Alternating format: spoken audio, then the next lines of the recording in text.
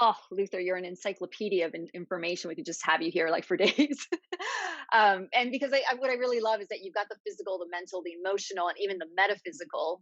Ladies, if you have questions around that in terms of energy and all the things in that direction as well, Luther's got some superpowers in that direction as well when it comes to the body.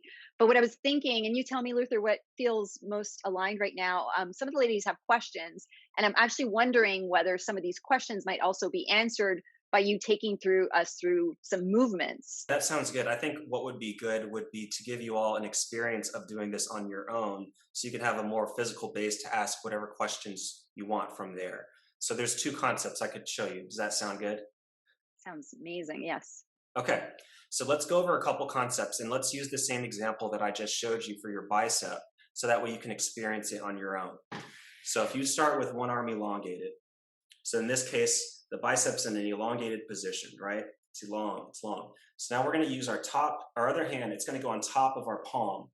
And what we wanna do is I'll do it this way so you can see. I'm gonna use my top hand to slow down my bottom hand as it comes up towards my shoulder.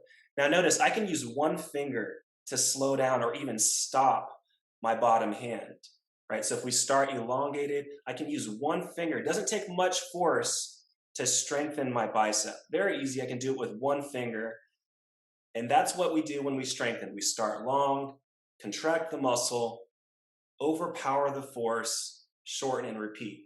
So now let's keep doing what we were doing with our bottom hand. It's going to continue to pull towards our shoulder. Now let's use the top hand, it's still on top, to overpower that force and bring our hand away from our shoulder. Now notice this one finger can no longer overpower the bottom hand. My whole hand can't do it. See, there's a difference in terms of the amount of force during the elongation. So you're gonna have to use a little less force in order to get some motion. But the idea here is to start with the bicep in a short position, pull in towards you with your hand, use your other hand to overpower that force. So now your bicep's contracting, and then as it contracts, you overpower that force with your top hand. And so what's happening there is you're stretching the bicep, it's just under a load.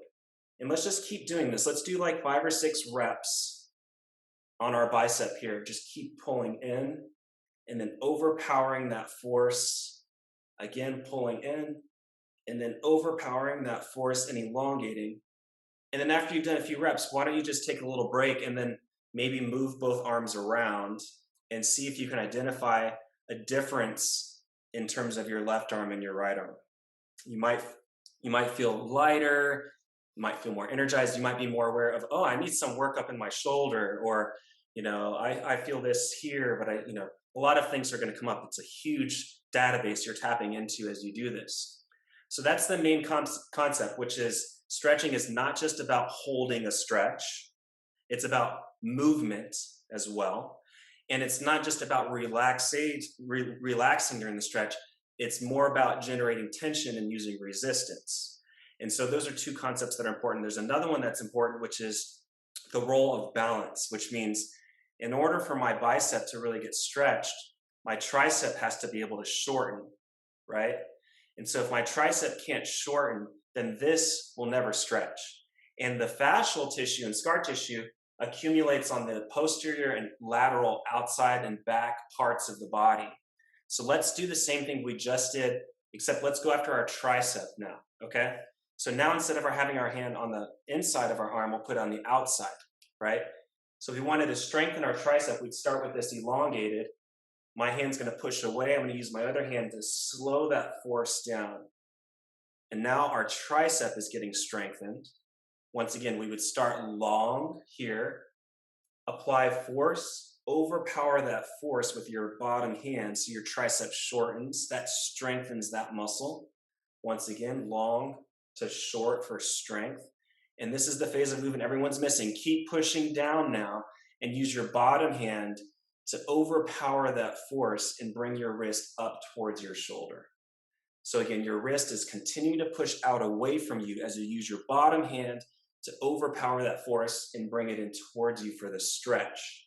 And this is the one that everyone needs a lot of work on. Many reps for this. The strength will happen more naturally as this gets more flexible. And so now we just stretched our tricep and our bicep. And now you might feel, oh, I have some more sensation back here. I'm a little bit more aware of the back side of my shoulder, back side of my arm.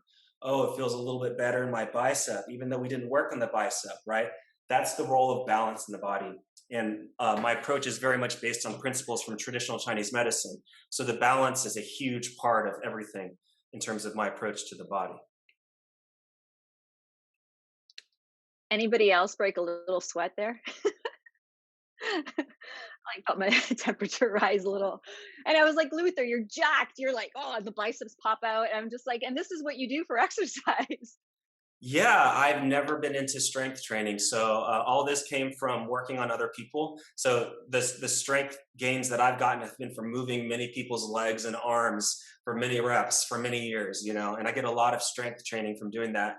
And as you can see, when you do this, it's not a very passive activity.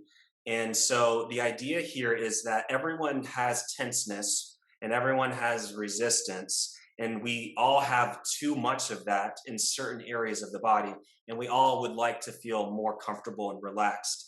And so then the question is how to do that instead of actually kind of convincing yourself to drop the tenseness. Oh, relax, breathe into it, relax, like, oh, drop your shoulders, sit up straight, like, no, like, get rid of that stuff, spend it. And you can spend it by actually Oh, engaging it. It's like one of those locks where you can't pull the lock to unlock it, you have to squeeze it more, and then it releases. It's kind of a similar concept here.